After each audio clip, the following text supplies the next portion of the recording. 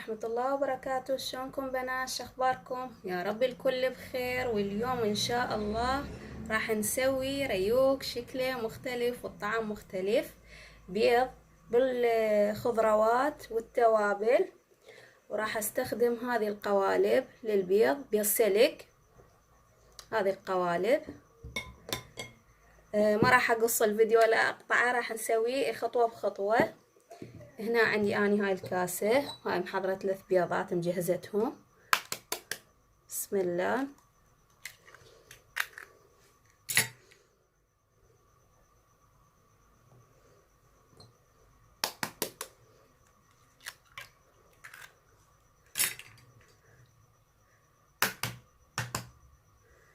اطرقهم للبيض الكاسة.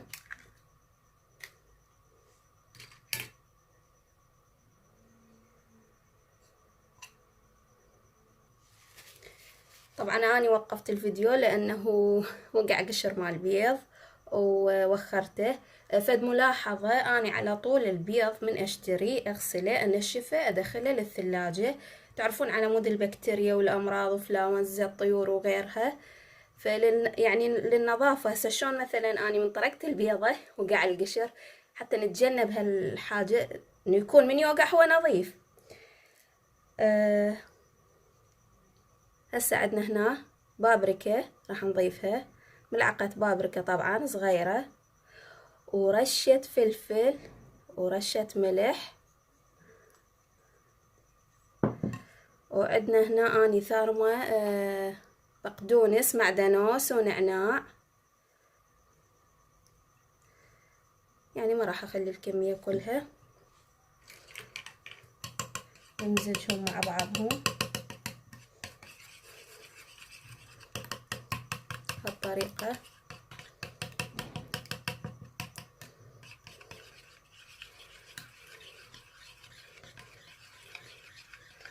نبقى نخلط بيهم لحد ما يمتزجون مع بعض.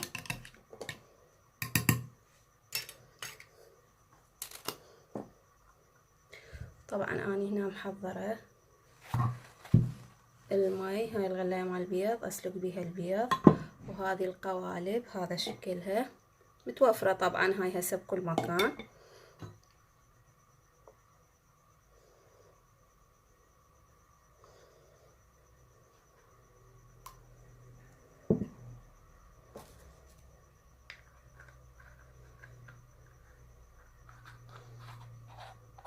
نحاول نغلقها بإحكام.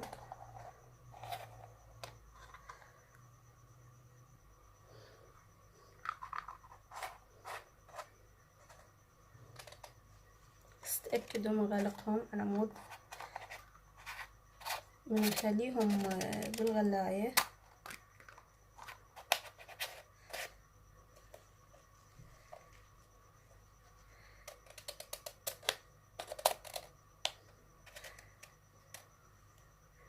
بهالشكل.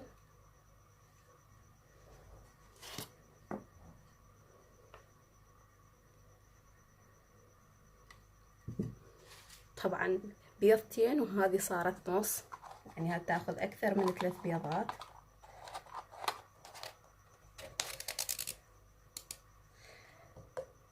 هسه حبايبي اخليهم على النار اسلقهم ونشوف شكلهم النهائي من بعد ما يجهزون.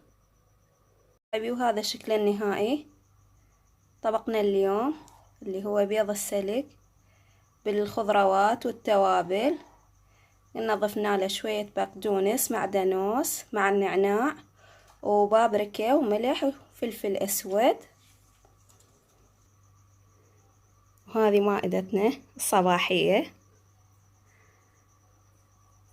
ريوق الجمعة او فطور الجمعة. هنا عندنا شاي الكرك، صورته بمشترياتي تجهيزات رمضان.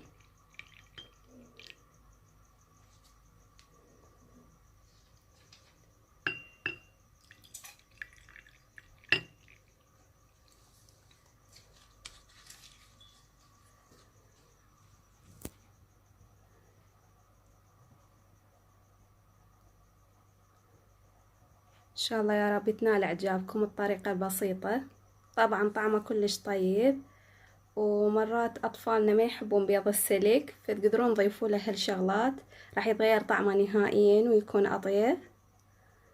الف عافية.